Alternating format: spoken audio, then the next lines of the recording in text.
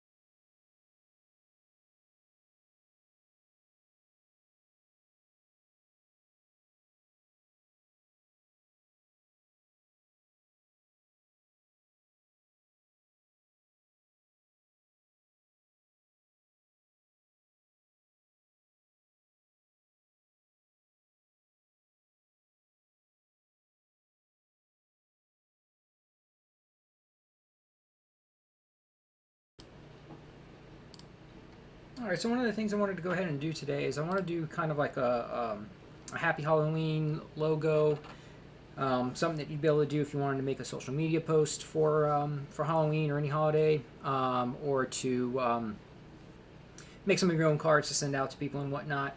And this will really just be some different techniques in working with fonts and some different logo design ideas. So to get started, we'll go ahead and we'll grab the artistic text tool. I'm in the designer persona, in Affinity Designer. And we'll go ahead and we'll just type out Happy Halloween. I'm going to do it in two separate words. So I'll go ahead and create Happy, and then I can hold Alt and drag to duplicate that. And then we'll spell Halloween.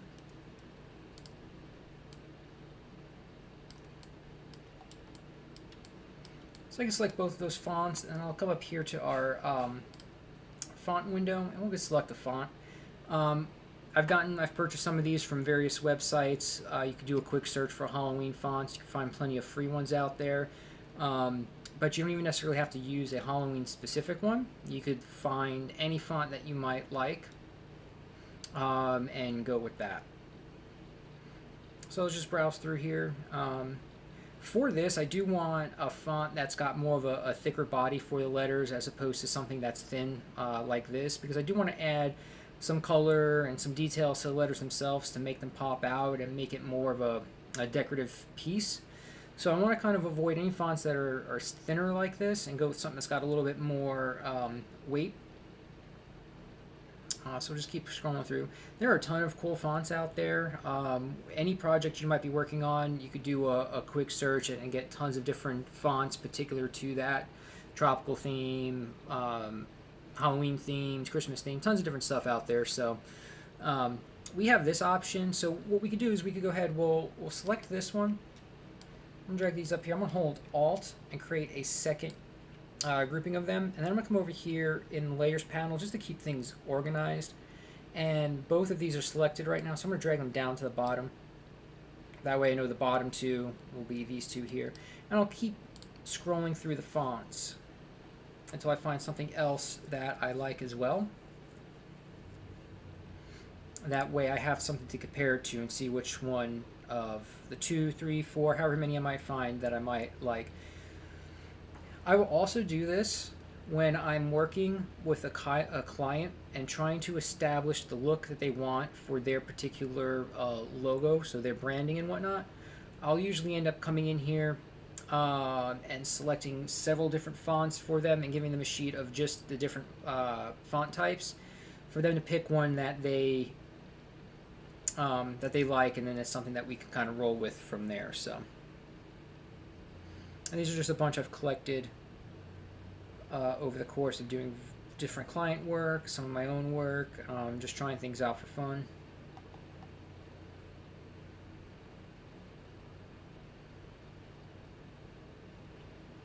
You know, we want something that's going to be readable too.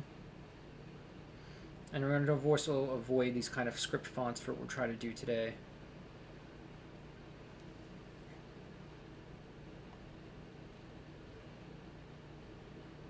That's a good one. Let's see if we can maybe find one more. Just to have something to compare it to. Pumpkin Story.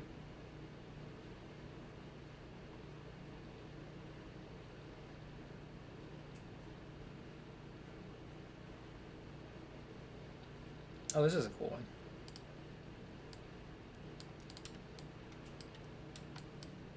So I can go ahead and select all of these. Just select these two here, and like I said, drag these down to the bottom. That way we'll kind of stay a little organized. I want all of these to be centered up. So I can just come in here and make sure they're all centered with each other. This one I want to hold shift and drag this one up maybe just a little bit to get some separation. So these are some fonts that we could use. And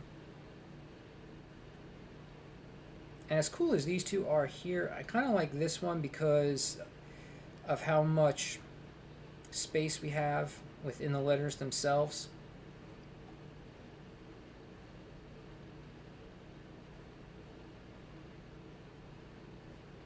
So what I think I'm going to go ahead and do for now is I'll select all of these.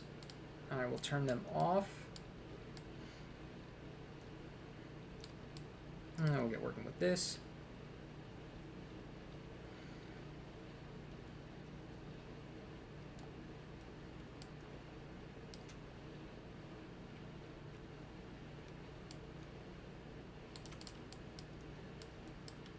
So I'm going to go ahead and start. We'll make, let's pick an orange, a nice bright orange.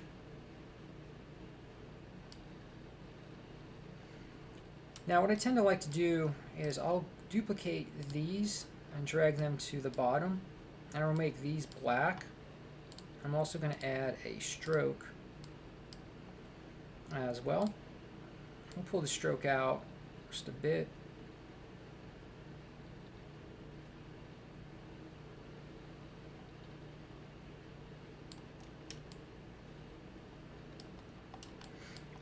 So we could play a couple different ways we could do things. I've duplicated these below. That way what I could do now is by pressing down on the arrow key, down arrow key. Oops, wrong button there. Keep pressing down. I want that black to sneak just behind the orange there and then hang down here at the bottom. And this kind of gives us like a drop shadow.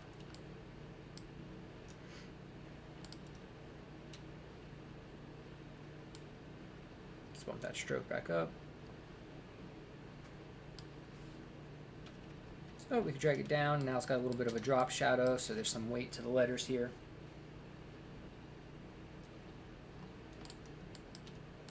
We can establish a gradient as well. I'm going to come in here. I want to change this to more of a red.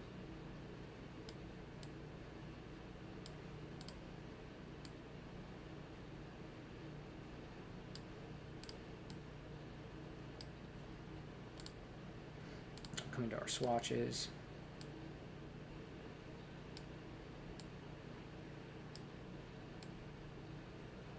Just to have a little variation. I'll have the orange at the very top of the letter, and then we'll bring this up a bit. I could always try adding a black stroke to the main fonts.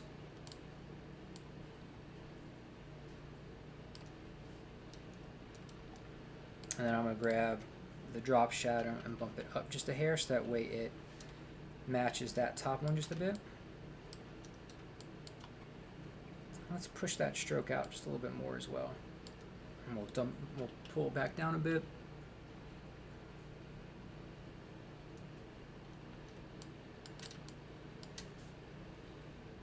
I really like putting the drop shadows behind the letters. It gives the letters some more weight.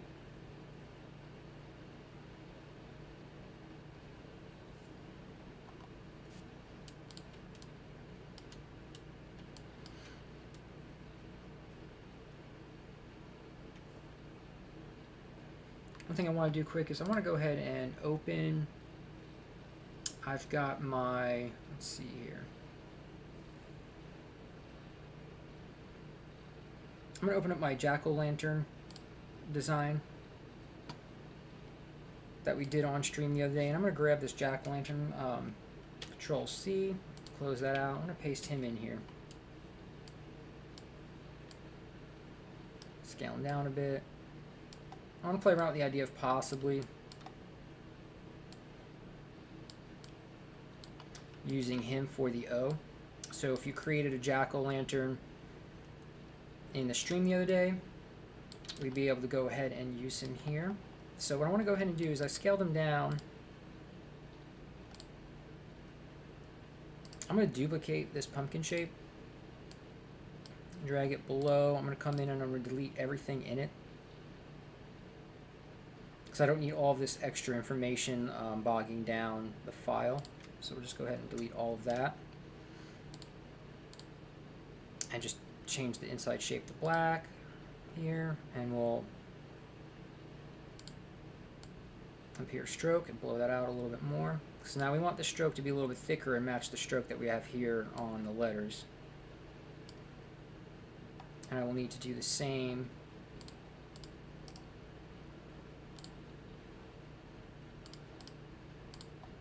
for the stem.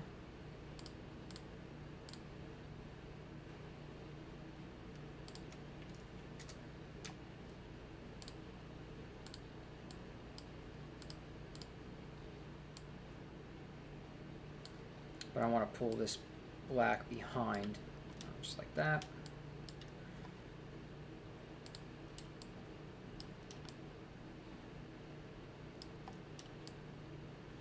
So we could do that. That's a possibility there. What I want to go ahead and do is I'm going to select all of our fonts. I'm going to duplicate those quick. I'm going to group them just to keep a copy of them separate.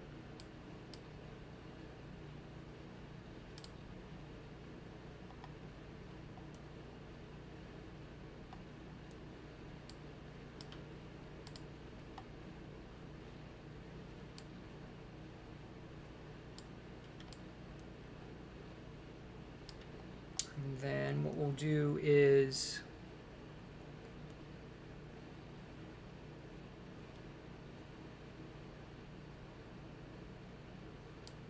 copy Halloween quick.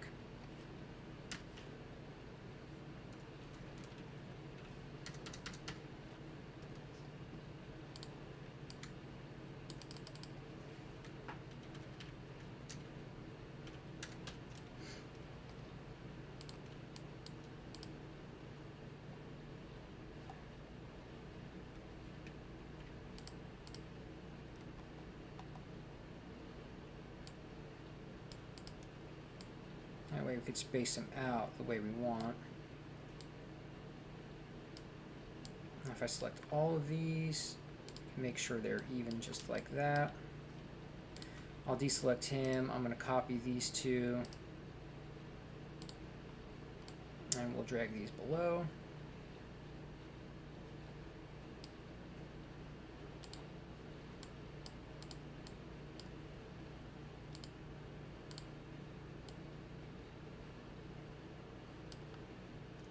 Bump those up.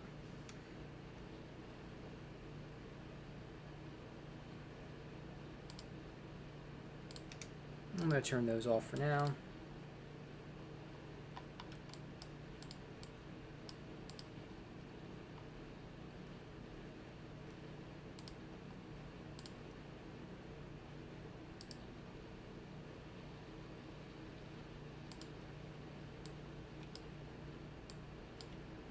Pull these out.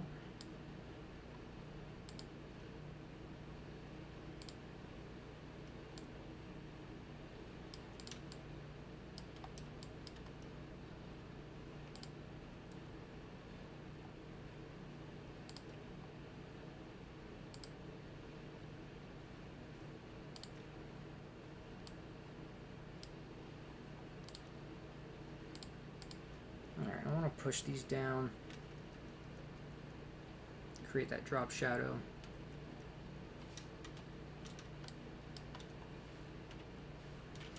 And then I'm going to select the shadows for the jack-o'-lantern as well. I'm going to pull them out of this shape so that I can keep them along with the letters.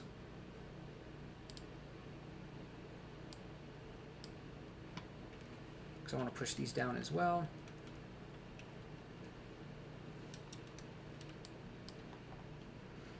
And I could pull back that just a bit.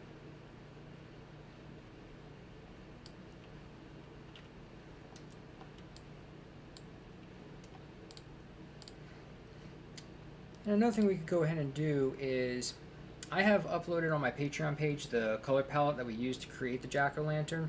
So I'm actually going to pull the jack-o'-lantern color palette up here in Affinity Designer.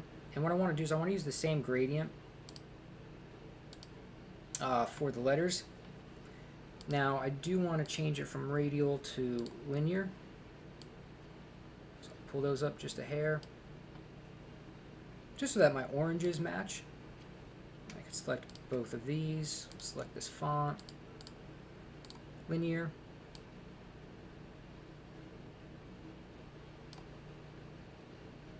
Go back up here and drag this down just a bit.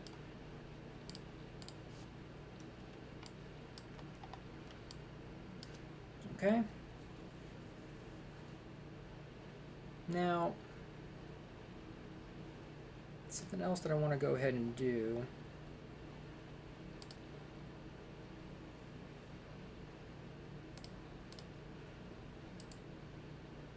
is I am going to duplicate the pumpkin again.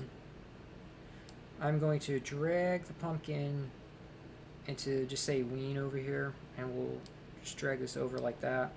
I'm going to scale them down.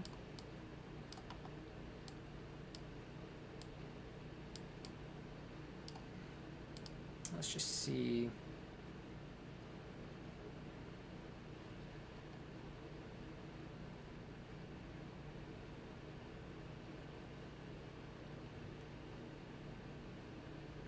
What I want to kind of do is I want to create a pattern inside the letter shapes. Seeing if we might be able to get away with using the actual jack-o'-lantern himself, but we might do instead is just create a little flat vector.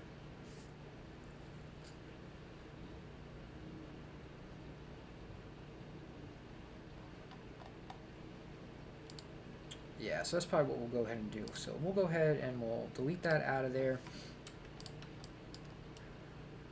I'm going to go ahead and create a circle. And get rid of the stroke. Nope, no stroke. We can make it orange if we want. We could convert to curves. I'm just going to kind of give this some like a little bit of a pumpkin shape.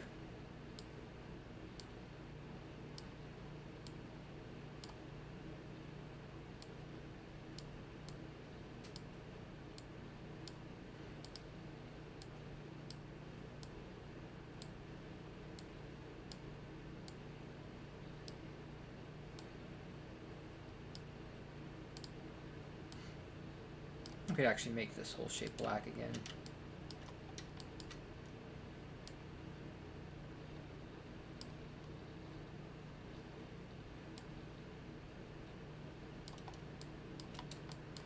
I'm going to grab, actually we'll go ahead and use the vector brush tool. I'm just going to create some generic eyes.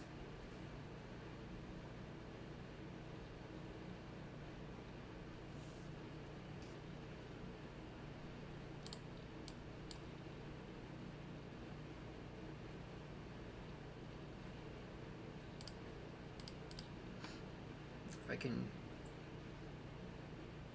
okay, let's get rid of that. I'll go ahead and use the pen tool.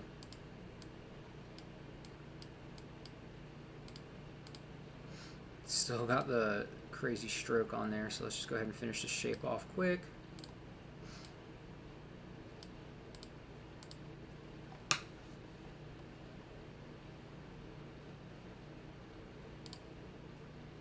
Okay.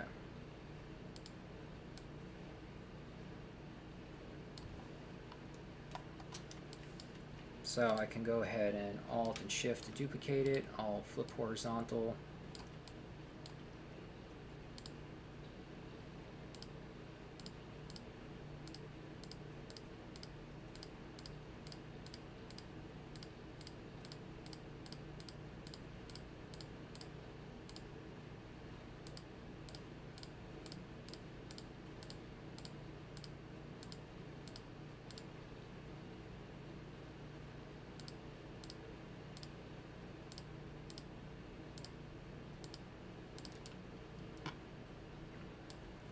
White as well. We can move some of these around a little bit if we want. But it's not super important to have it absolutely perfect. This is going to be a smaller detail hidden up here in the letters. I'm going to add a little bit of a little stem up here for them.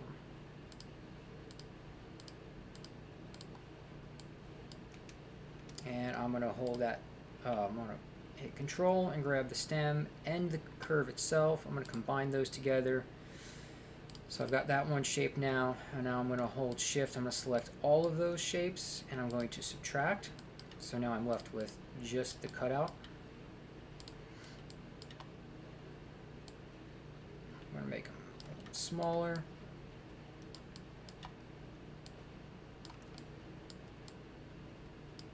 I'm going to hold Alt and Shift.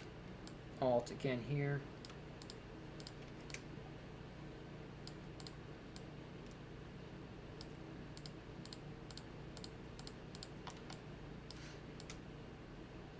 So do that.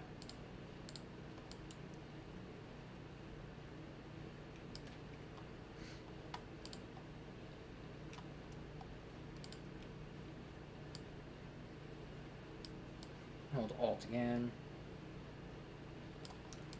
So this is definitely what I'm going for here. I want a bunch of these little pumpkins.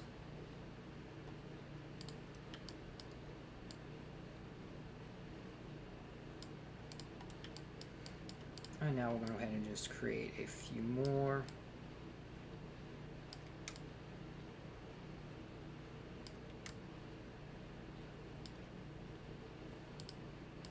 Will one work up here?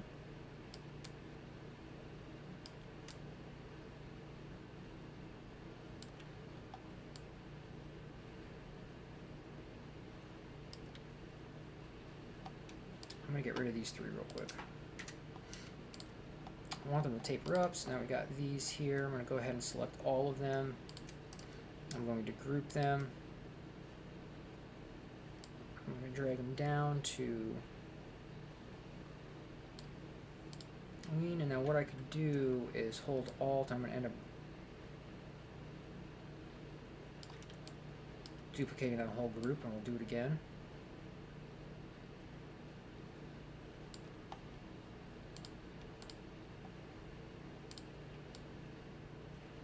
I'll just fill in the gap as needed.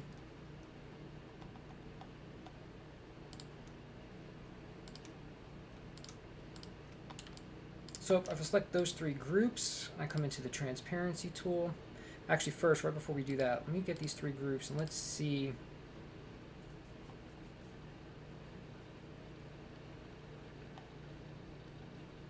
We could change them from black if we have to.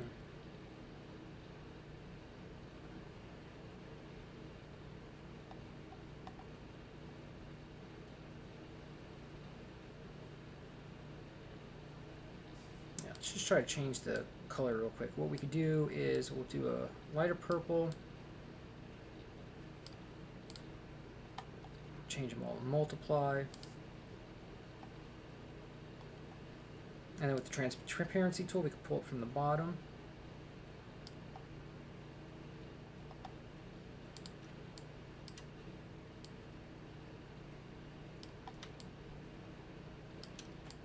So that gives us just like some detail in the letters. It doesn't have to stand out too much, but it's a little extra detail.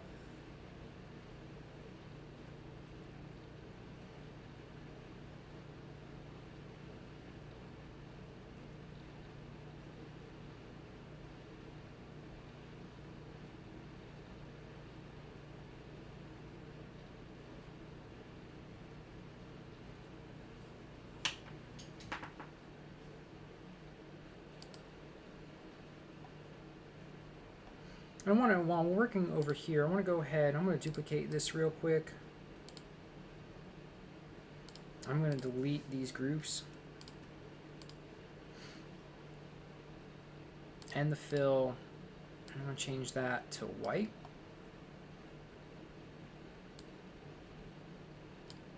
I'm going to change it to a white. I'm going to drag it into itself here.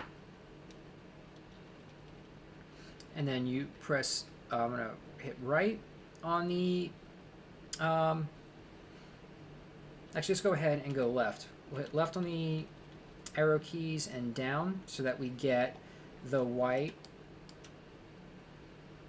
on that side. And what we could also do is we could change the white to maybe this yellow, just like we have on the pumpkin over here, and change it to a vivid light. Let's see if we make it brighter.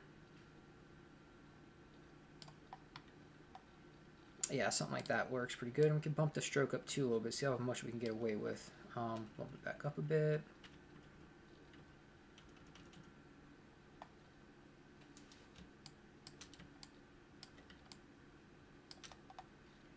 I think we can make that just even brighter.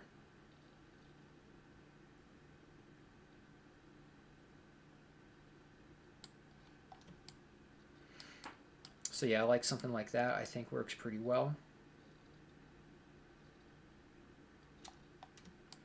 Something else that we could try while we're in here is we could take the vector brush, select white, and then we're going to go. Actually, let's switch to pressure here. Do that one more time.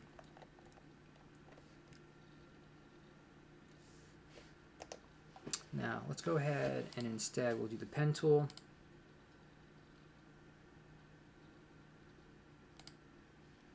Great, one nice line there. I'm going to up the stroke on it.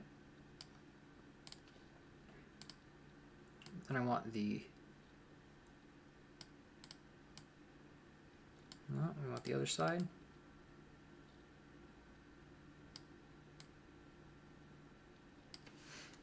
So it'll be a little bit more like that.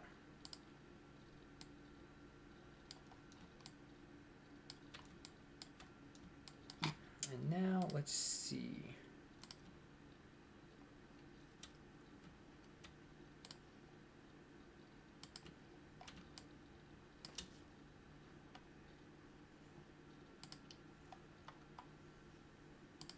Just go back to normal, lower the opacity. So sometimes it's really worth just kind of playing around with it a little bit, seeing what might work best, or what looks good to you in your eye, and what you're trying to accomplish with the project. Here I'm just trying to create a little bit of a counter light. Like I want these letters to feel like they're almost kind of like domed, so in a situation like that, light will hit the edge of it, and because it's raised, it's domed, it's like our eyeballs, like, so light will hit one section of it and then it will kind of bounce around the object and you will see a little bit of light on the other side.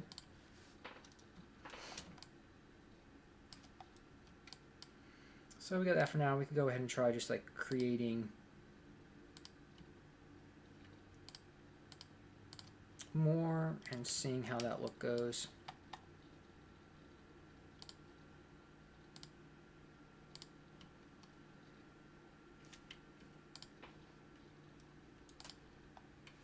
We can use the node tool and make any adjustments we want.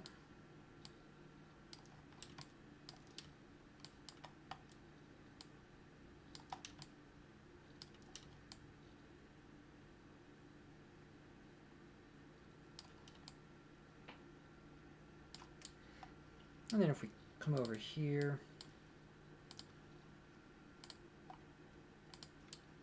I can always turn them off and take a look at them like this and see, you know, do they help? Do they bring anything to the table or not?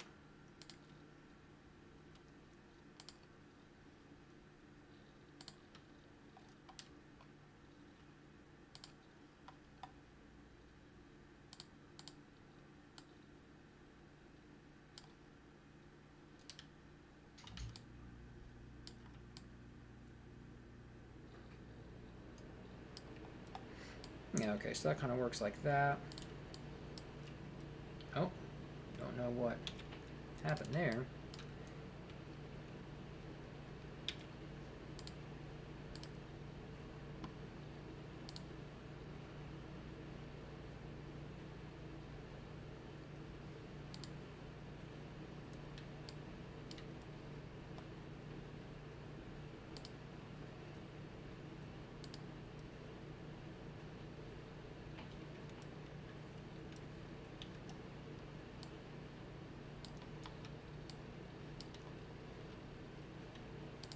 Alright, I'll hold Alt and duplicate this one. Can even do it again to bring it over to the N.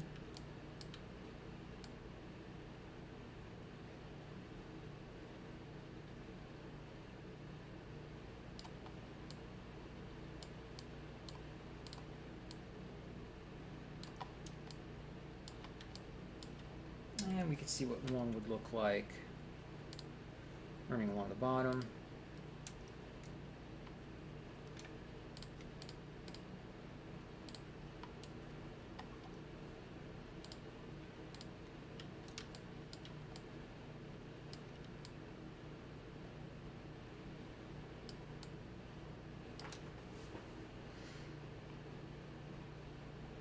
So I'm digging that. We got some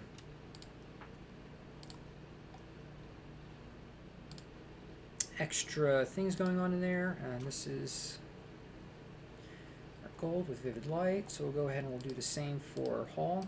Go ahead and duplicate this one, drag it in there.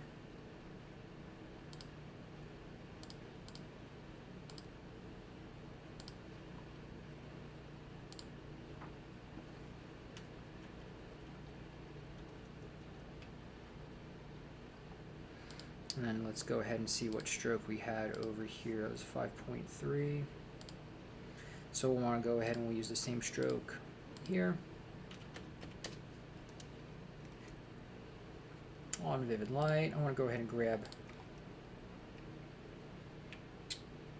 these three here. I'm going to duplicate them and drag them into Hall. So my move tool over here, go ahead and hold Shift and just drag them over.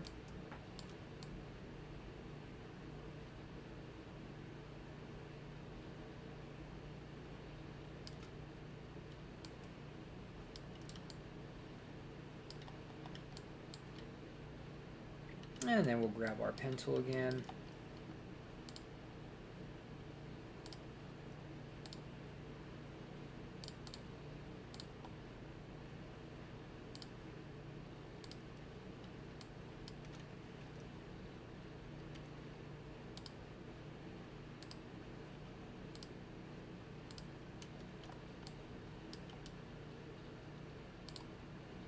And we'll work our way along. I'm going to move this just a bit.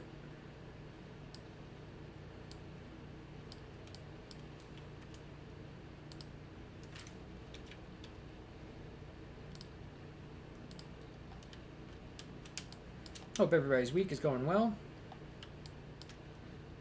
I hope you're all excited for tomorrow, Halloween.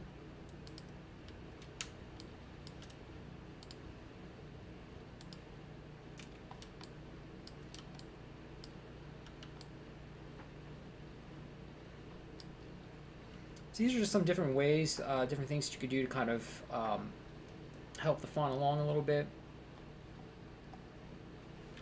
I need to grab all of these. I want to drag them down into space here. All right, we're going to go ahead and close that, close that. I'm going to duplicate happy, drag it in there. I will change the font, vivid light, and then stroke was 5.3. All right, come left and down.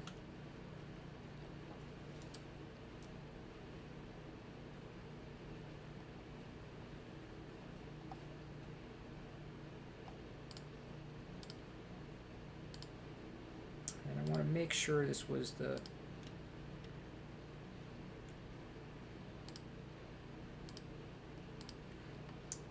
Oh, I see what happened. Alright, I gotta back that up. This doesn't need a fill on it. I gotta get rid of that fill, that's why. Okay. Now I'm gonna go ahead and get the pumpkins. So we'll go ahead and we'll duplicate these, drag them down to happy. And I'm gonna move tool here. I'll go ahead and just pull them right up here.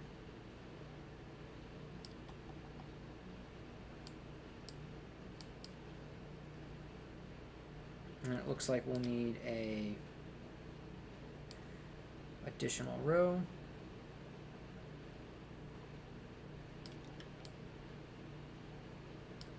For the Y. And now we could go ahead and get our pen tool again.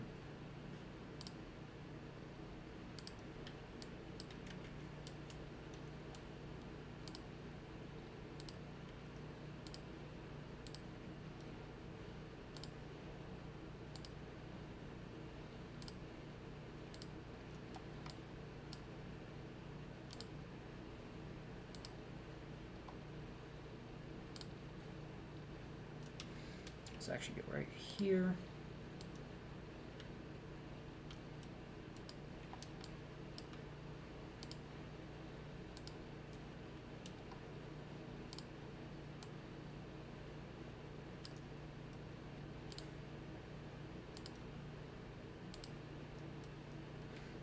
I'll move that just a hair.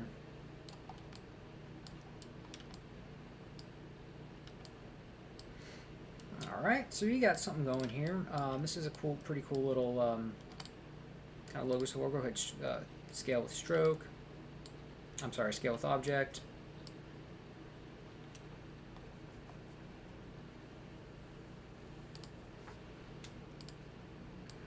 Now, I do want to grab the black shapes. I want to pull them below. I'm going to duplicate them again. Actually, yeah, we'll go ahead and duplicate these. I'm going to drag them below. Pick a nice darker purple color for the stroke and the fill. I'm going to pump them back up. And I'm going to expand the stroke quite a bit. I'll pull it back down. I want them to be even, right? I want them to sit in there evenly. Just up that stroke a bit. I'll need to grab this shape here. I'm going to go ahead and combine them. I am going to duplicate and drag down here with the purple shapes.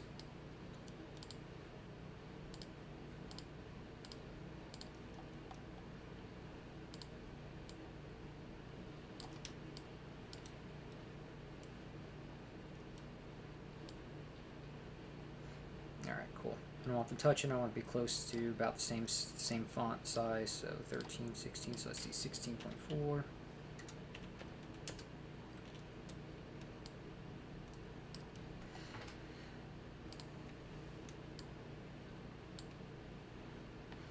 So let's see if perhaps I bump them up just a little bit more and make them more of a solid badge.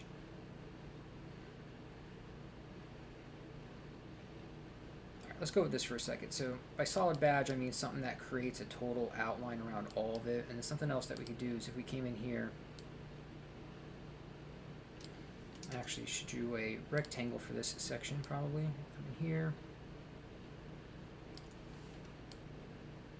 Alright, so now what we could do is I want to select the words here. I'm going to come up here to layer.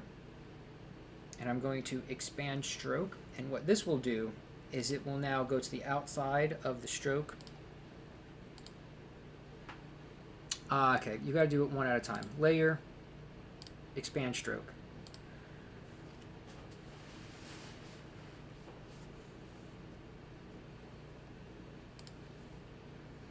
In order to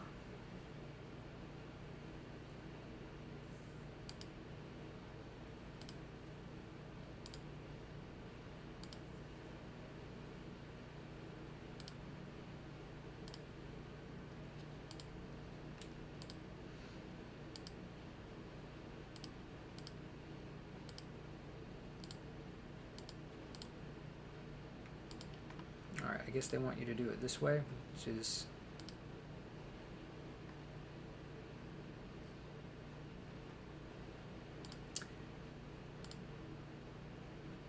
so you've got to convert the strokes. All right, let's just back this up here and I can run you through this process. I wish this process was a little more straightforward, to be honest with you. I don't know why. Typically what happens is if you have a shape and it's got a stroke on it, if you come up here to layer, expand stroke, it then gets rid of the stroke and makes it just a fill shape. But then half the times it will split it apart. It'll separate the stroke from the fill. And you have to come up here and add to create the one shape.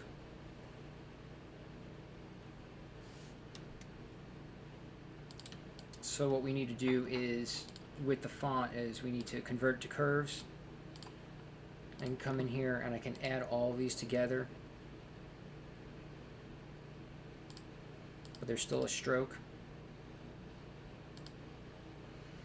So I should be able to come up to layers, expand stroke. It now creates that stroke layer and the main layer, and I can combine them together.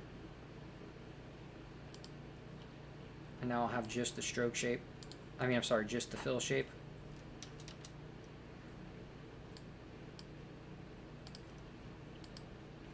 So again, we'll go layer, convert to curves.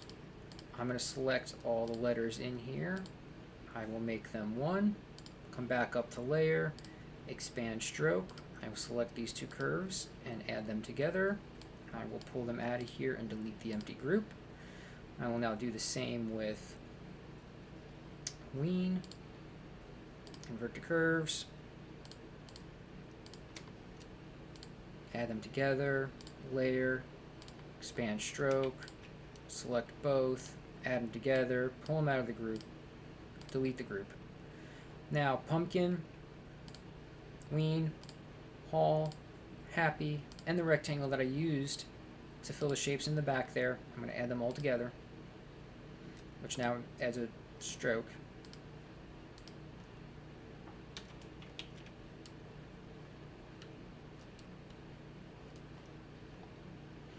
Select the node tool in here. Get rid of these bits.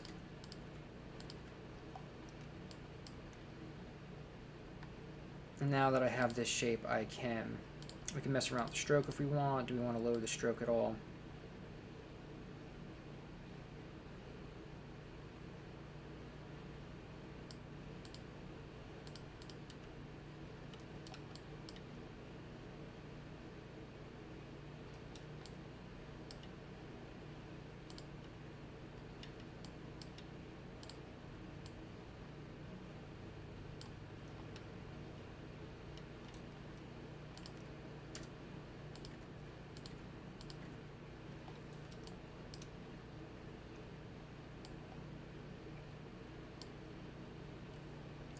These, see if I could just pull them all down just a little bit more. So I want to lower the stroke a little bit. I don't know why that stroke blew up so much on me there. So lower the stroke a bit. Pull these shapes down holding shift.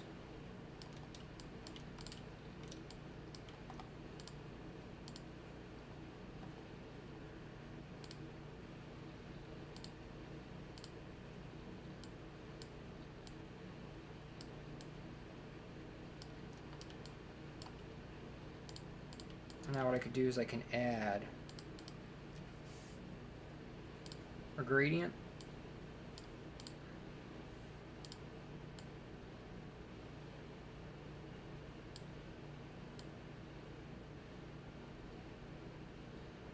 Make it a little bit darker in there.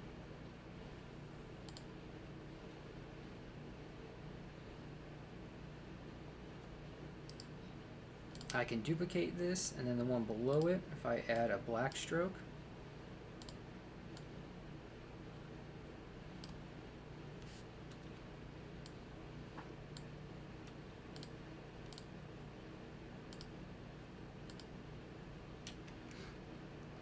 this top one I do want to expand stroke on.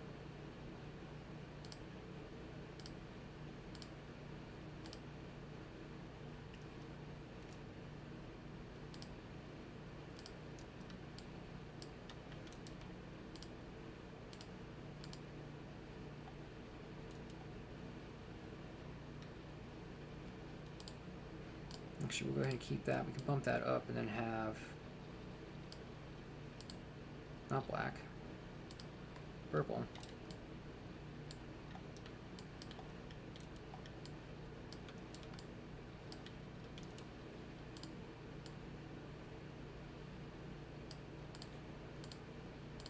And this will just make a darker purple.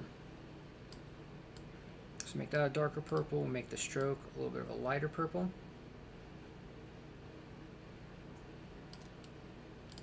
And what I could do is I can also duplicate this, delete that stroke there, make that white, and then come up here to quick effects, and we'll add some blur to it.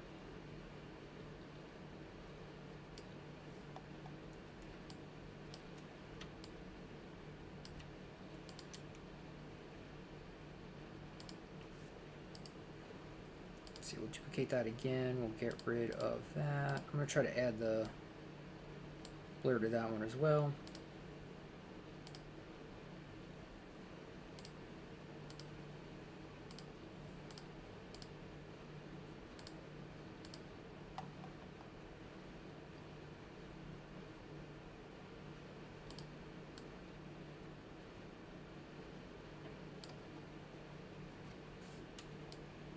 Mess around how much we want that to glow. Let's even try putting it on glow.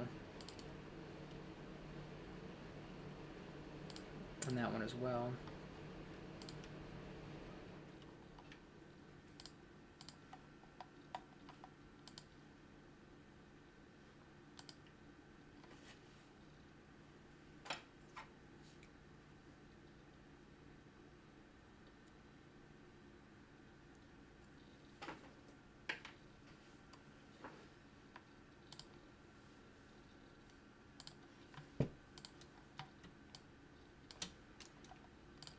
Come in here, select the jack-o'-lantern and that shadow shape. I'm going to hold Control Shift to make them bigger. I'm going to pull them up.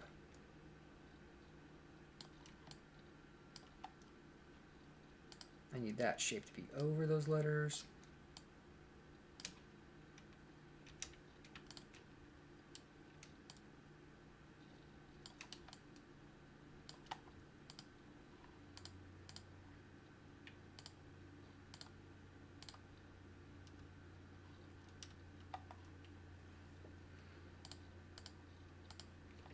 Select these here.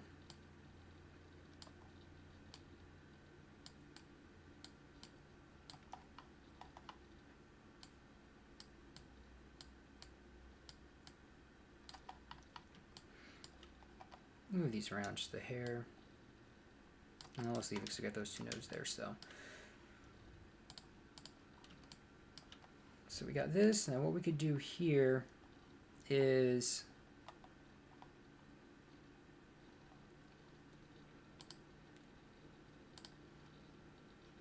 my bad. Let's go ahead and reverse that.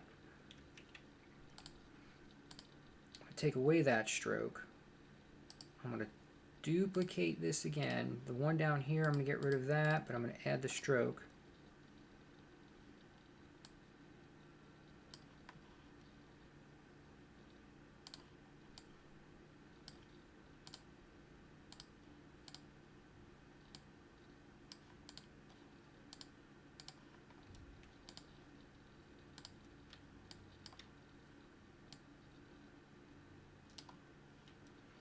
I wonder if we could almost even try.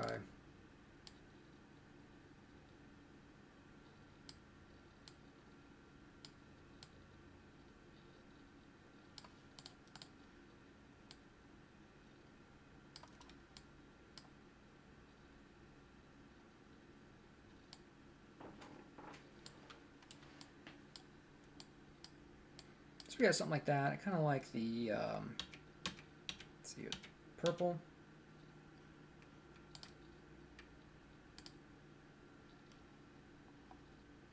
That one looks pretty good like that.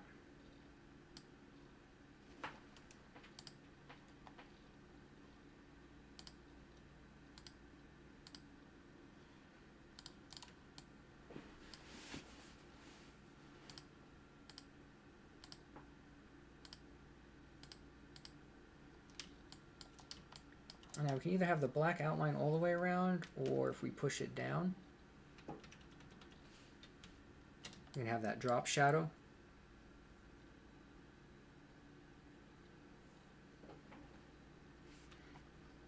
Up the stroke on this just a little bit.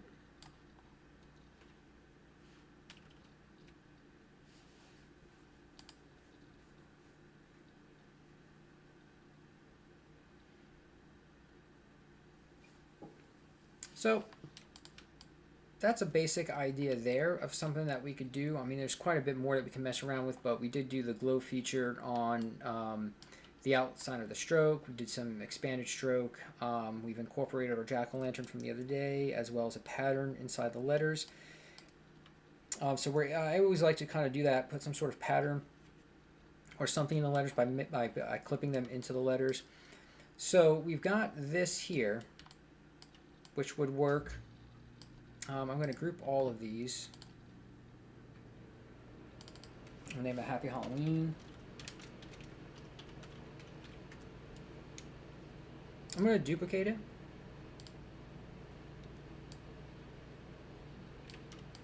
And something else that we could do is we can use the warp features that are very handy. I do have a video on YouTube that is all about the vector warp tool and Affinity Designer and some of its cool features. So you can always check that video out. But right now, it's right down here at the bottom of our layers menu.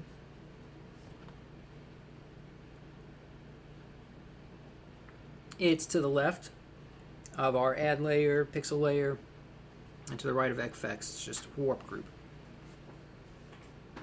So if we go ahead and click on that, we'll cover some of the different options here real quick, okay?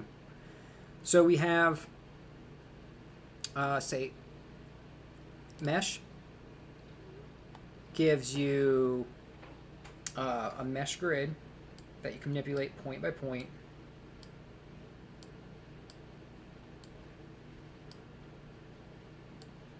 For various effects.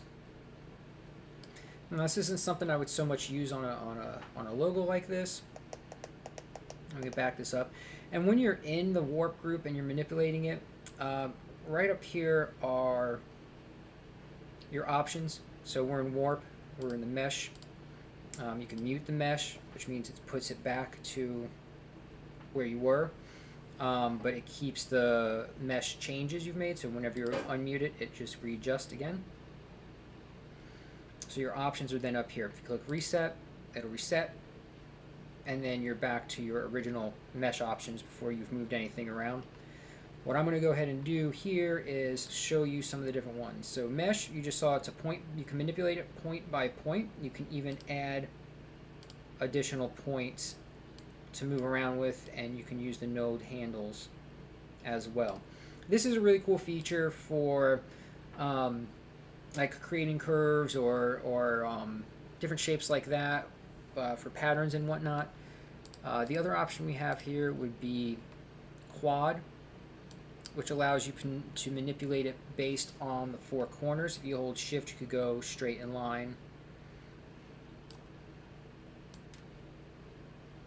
Either way, so you've got something like this, which then kind of give you some forced perspective, you know, as if it's kind of going away from you or coming at you.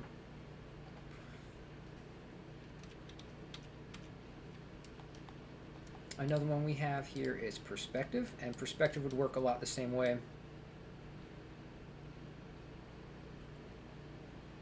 If this was receding away from us. Now the perspective affects it slightly differently than just the quad features do, but they give you fairly similar results. So you have perspective, which would be really great for, I mean, plenty of things, especially if you're doing any sort of like, I don't know, any images that are receding. So if we do our vector landscapes and maybe we're doing a road, you'd be able to use the perspective warp feature to pull that road back into the distance. Next we have arc, vertical. So it will arc it on its vertical axis, up and down. This could be great for fonts and for certain things. Like say you were trying to create a little like megaphone shouting the whatever message you're trying to get across. For the logo, you'd be able to use this feature and kind of create that effect as if it's just flying out at you. This would be really good for, say, just got a quick idea here real quick, so let me just show you. If we were to do something like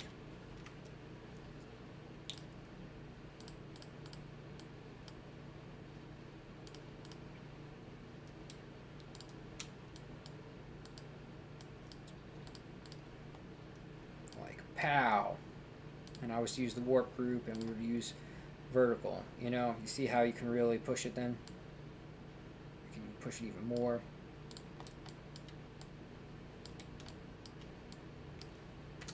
So that's always nice for that. If you don't want the warp group anymore, like you're totally done with it, you can come up here and go ungroup, and it'll pull it out of the warp. You can come right back into it. So that was arc vertical. So let's just go back to that real quick, because there are some other features that I want to show you real quick as far as we go up here. If you come to value, this will mess around with which side it's on, how much. Like, look how cool that is. This is one of my favorite things about vector art, is how much you can manipulate it after the fact and it holds its quality. Like, look how sharp that is. Super sharp. So that's what this value scale up here will do for you. I'll switch it to either side. You can see how, whoa, crazy you can get with it.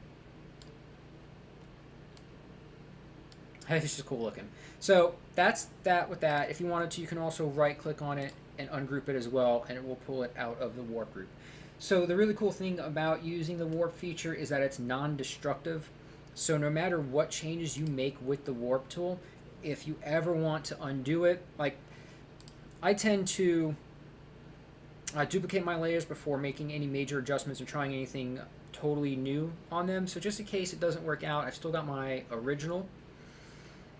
In this case, it's not necessary because you can just ungroup the warp group and you'll have your original back. It's non-destructive, which is really nice. You've also got arc horizontal, and this will be very much the same as arc vertical with your value scale. How high do you want it up? How high do you how low do you want to go with it? How much of curve do you want?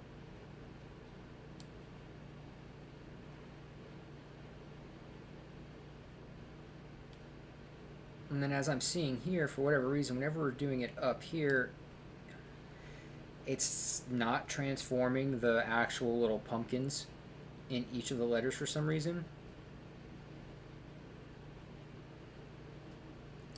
I don't know why. If you happen to know, I would appreciate an answer, because it's a little odd.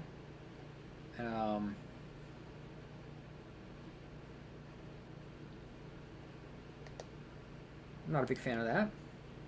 We have bend vertical, which will be similar. I mean, you see, because the pumpkins are transforming here, so I don't understand.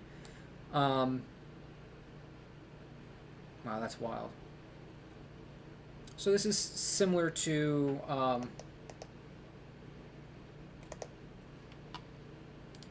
the arc vertical, bend horizontal,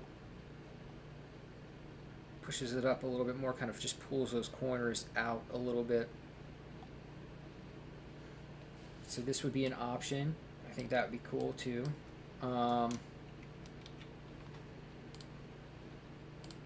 We have fisheye, which we can then also manipulate with the value.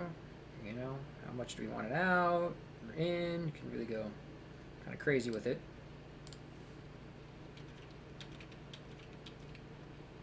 Oops. Let's see here. We're going to ungroup this. And then last one would be twist.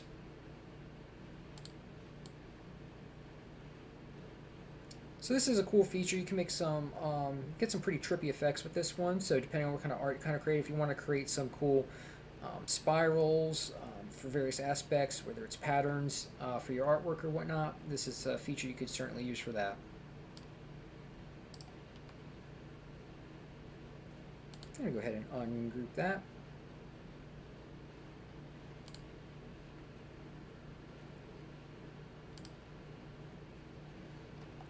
I really like this one quite a bit. I just have no idea why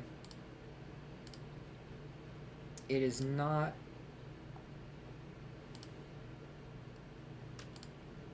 like it didn't move these. I don't understand that.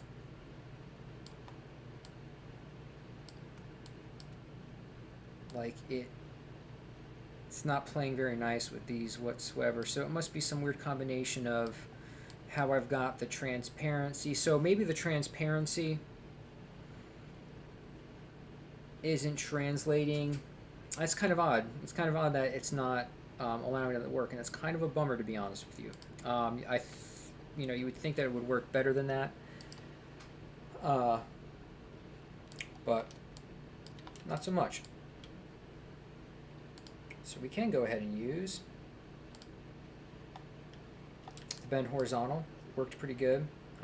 See, we can always, yeah. And the more you pull it up, it's as if those are just they are where they are.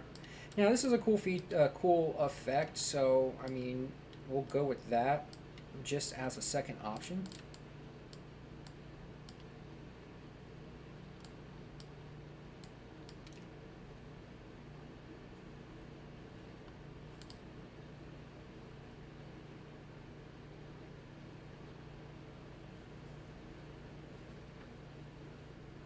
Hey, how you doing? Yeah, I don't see a whole lot of vector, especially here on Twitch and whatnot.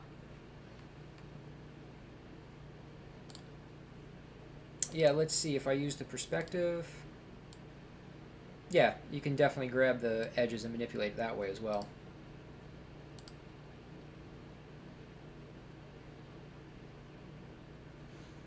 Yeah, and that seems to be exactly it.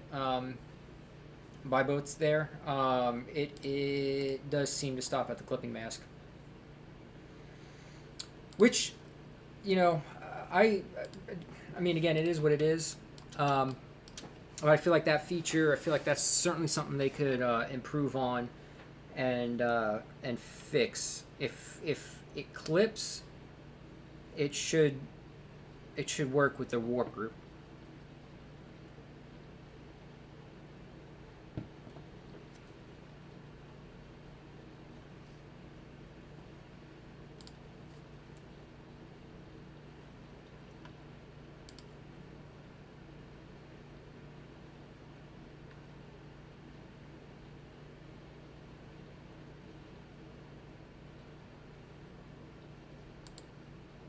Yeah, it's one of those things that they probably just have to work on. I know they're constantly trying to update the software, and they've had some really good updates in the past. And I know too, they not too long ago they were bought out by Canva, which I think Canva's going to be dumping more money into Affinity. So I'm hoping there's some cool things on the horizon for Affinity now that they might have the funds they need in order to create some of these extra features. I mean, I know there's a number of features out there that people would really like to see. Certainly a vector mirror tool would be awesome. An update to the shape builder tool would also be really neat. Like, I was really excited for the shape builder tool when it first came out, and then after using it a little bit, I don't actually use it that much anymore. I use mainly just the Boolean options up here, adding or subtracting the shapes. But that's just based on like the style of art that I do. But an update to the shape builder tool would be cool, and these little bug fixes would be nice. There's another feature too that I was really hoping for, but an image trace would be pretty neat as well.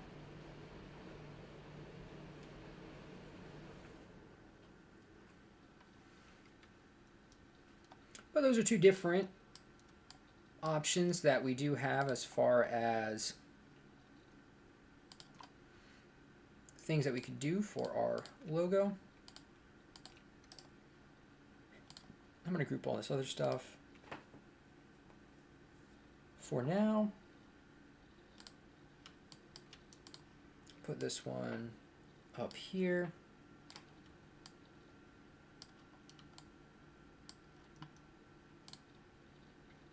And let's just try real quick.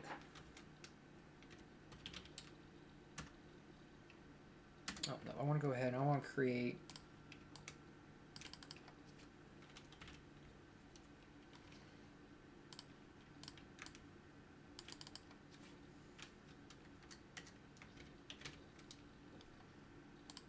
Alright, I like to create them separate so that way I can manipulate them how I want.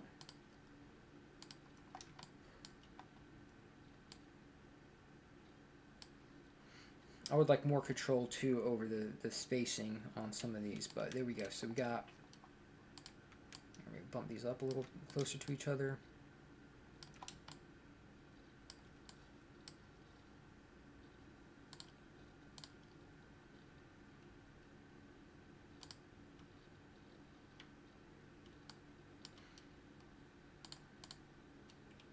You know what? Let's try this instead then, real quick.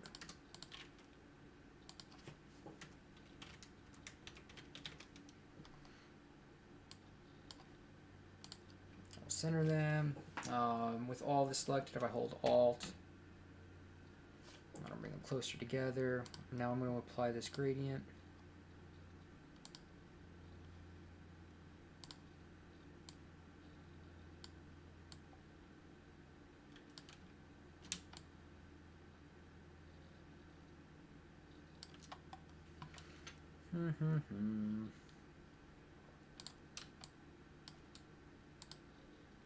Let's try something. I want to do just another quick little logo here.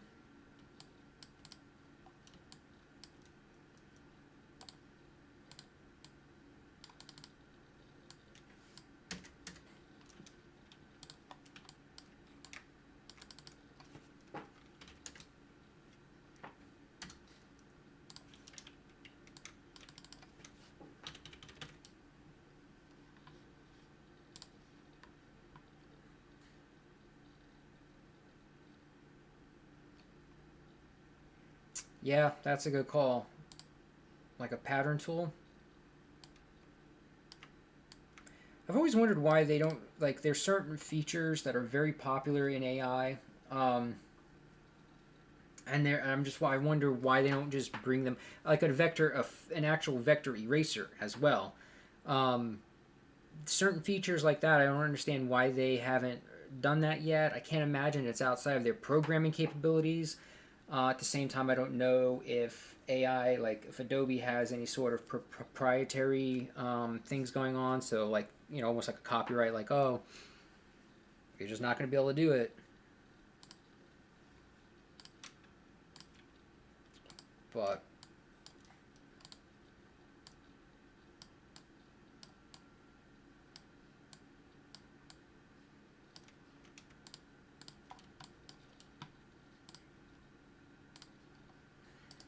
all right, let's see here. We'll duplicate these. Sometimes it takes some messing around to find something that you like.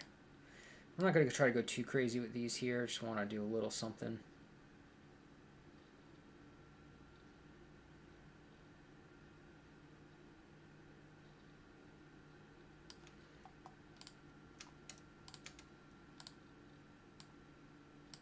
Oh wow, that stroke is way too much. All right, let's kick that down.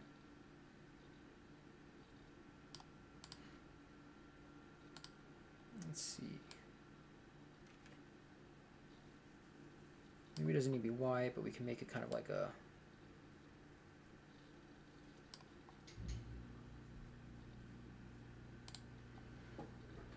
We can add maybe a little bit of a gradient.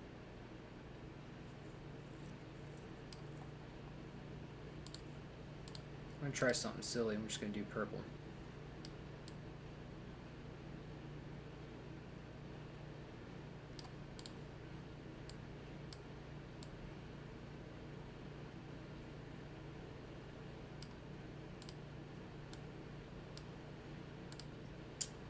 Also wish it would just keep the...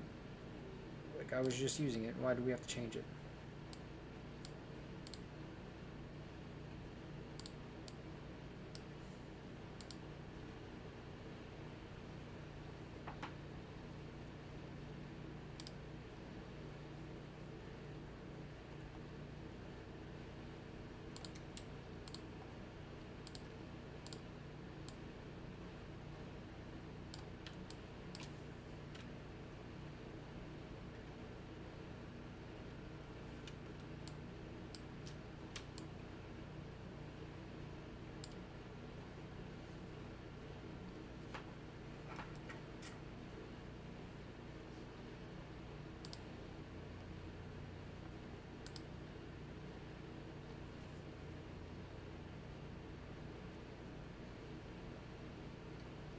yeah, I appreciate you hopping on and chatting for a bit, hanging out. I do vector art, mainly vector art. I do some other digital art. I use Clip Studio Paint from time to time, which I'll be doing some things on there. But my YouTube channel is dedicated to vector art tutorials. Like I said, not that I won't do other digital art, but I've got primarily on there just a bunch of vector art tutorials, especially for, well, specifically for Affinity Designer. I haven't used Adobe Illustrator myself for a couple of years now.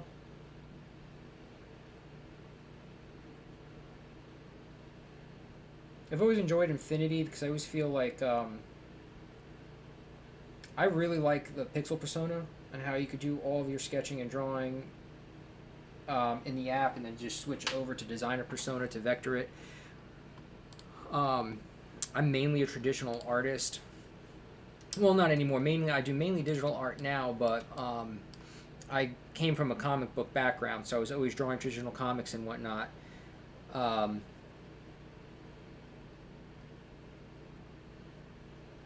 but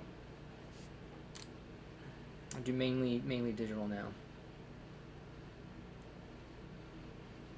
I'll play around with this gradient just a little bit. I'm not too happy with that purple.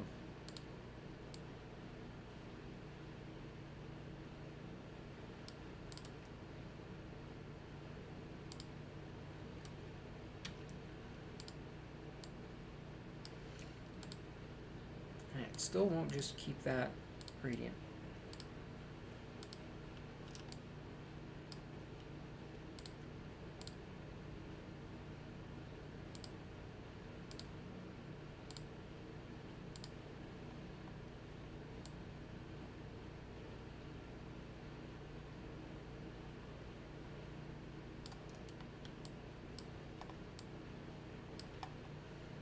I'm not so happy with this. Alright, what we'll do is, there you go, we're going to reverse it a bit. I'm going to grab the gradient tool. Nope, that's the gradient tool, not the knife.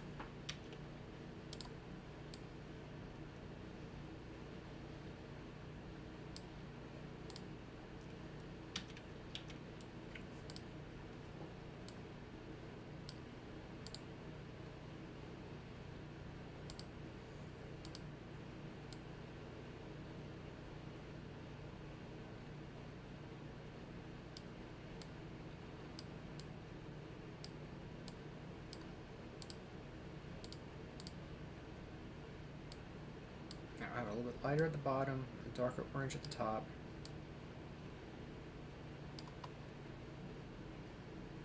Could maybe make this even a little bit lighter.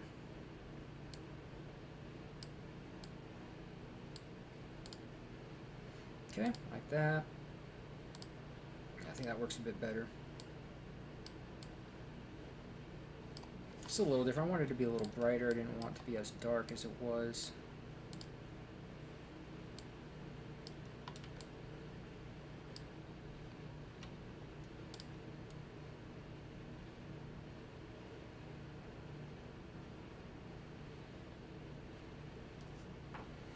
Yeah, I hear you there. I used to work at a vehicle wrap and sign shop, and that's when I used a lot of Adobe. That's what we used there for all of the design work and setup and all of that. Um, but as far as my own personal, my business goes, for my YouTube videos that I make and for all the commission work that I do or design work that I do for clients, I do it all in Affinity Designer. Now, to be honest with you, that does present its own set of challenges.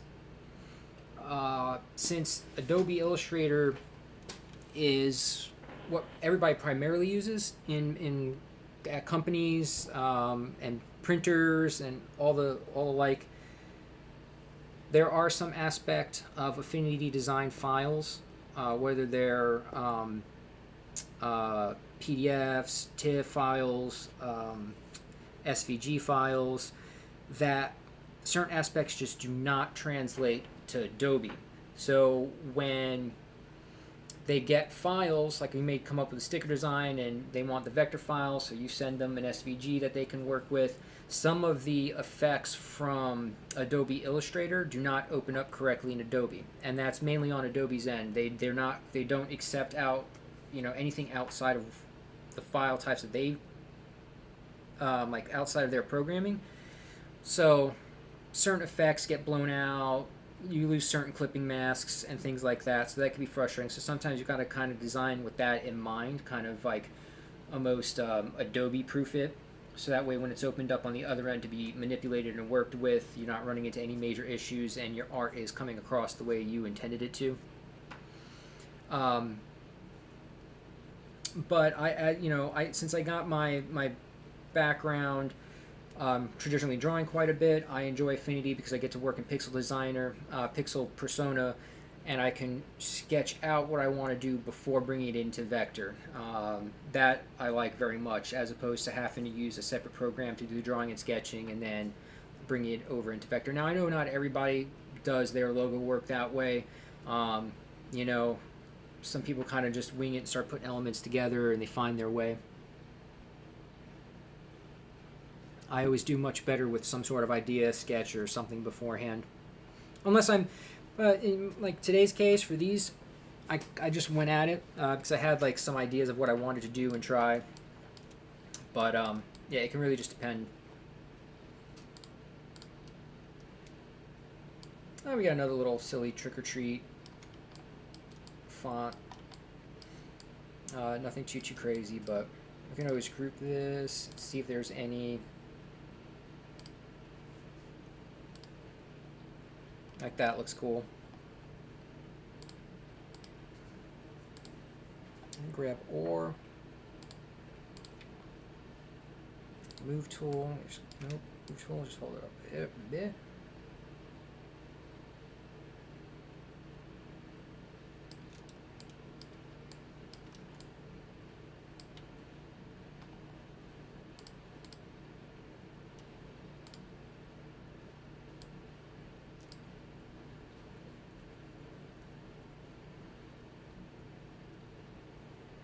Let's even try.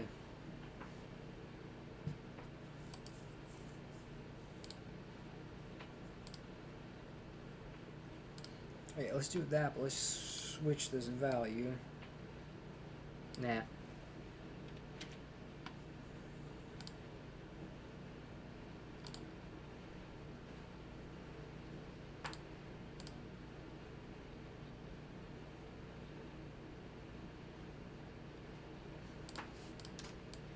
So yeah, just a couple of quick little logo ideas, and just mainly ideas and ways of using some different effects and how you can take one font and enhance it.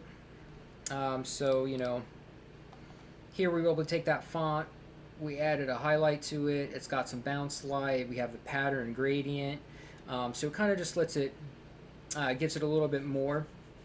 Definitely some more visual interest and appeal. Even if it's just adding an outline and playing with the colors, there's a lot of things that you can do to make the logo work a little more interesting and eye-catching. But then too, at the end of the day, not everything has to be as detailed and not everything has to kind of be over the top. So if you're working on, say I wanted this piece to be, that's my main logo, so I did all my fancy cool stuff with that logo. Let me duplicate this quick, put it out there. So if this was going to be like, if I wanted to create a social media post for Halloween, I'm going to make this bigger, hold Control, then if we had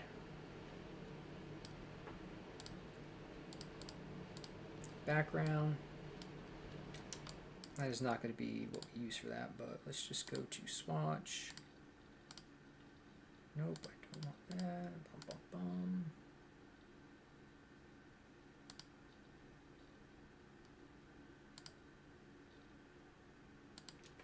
Try to find something that'll work here. That's a quick little demonstration.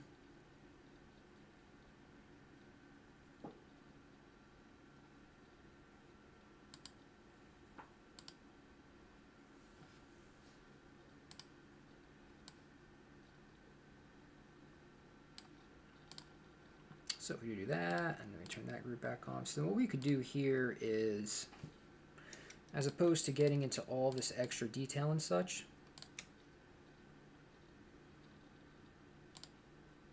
you know, maybe that's black with the light outline.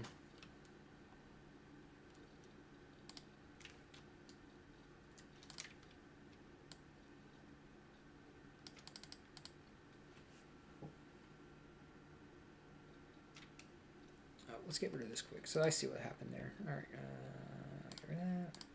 This we want to.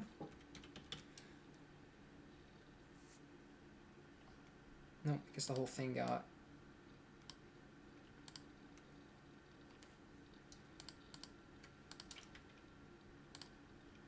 All right, I'm gonna duplicate that. That size seemed off.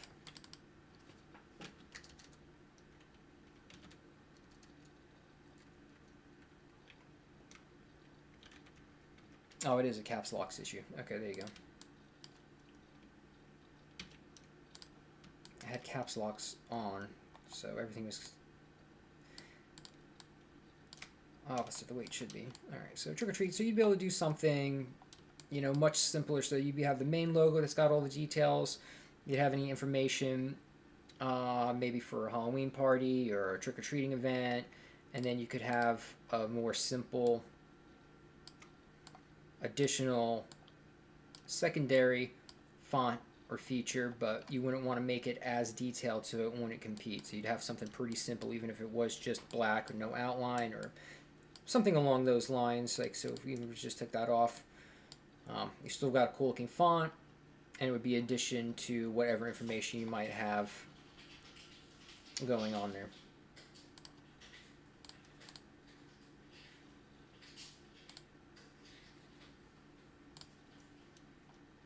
So yeah, this is what we went ahead and did today.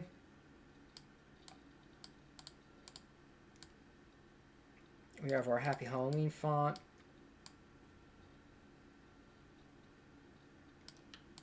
A couple different versions of it, and then the trick or treat.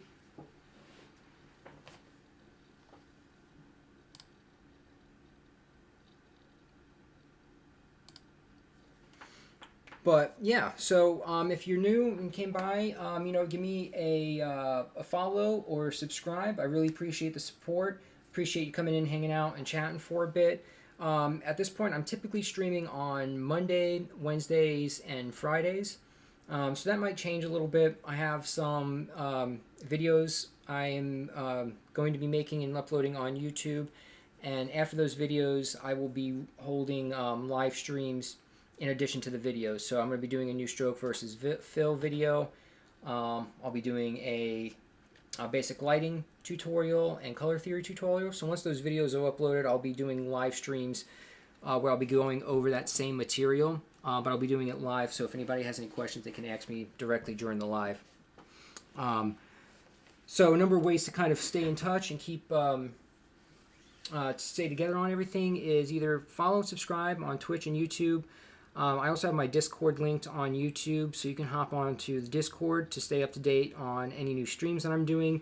I'll hold polls and stuff like that, and you guys can let me know too if there's anything, any questions you might have or any tutorials that you're looking for, whether it's vector art or just digital art related in general. You can also support the channel by joining my Patreon page, where I upload color templates, high-resolution images, and color palettes, and a bunch of supplemental material for my YouTube videos. And then on YouTube, there's also, on Twitch for that matter as well, donate via the Buy Me a Coffee. Every little bit helps me keep making videos and streaming more. So I'm really looking to try to create a community where we can all learn together. And with that positivity, just kind of be there for each other, help push each other in growing as artists, whether that is vector artists, whether it's logo design, character design, comic books, cartooning, children's books, whatever it may be. That's really the main goal here, is for us to kind of all get together and be able to grow together. I've been doing this for over 15 years, almost 20 years now. And if there's anything I could do to kind of help you all learn from my mistakes and my missteps along the way, that's really kind of the main goal. So I appreciate you all for taking the time and hanging out with me today. I hope that you have a great rest of the week and that you have a very happy Halloween yourself. I will be back on Friday. Thank you so much for the support. You all rock. Have a great rest of the week. I'll see you on Friday.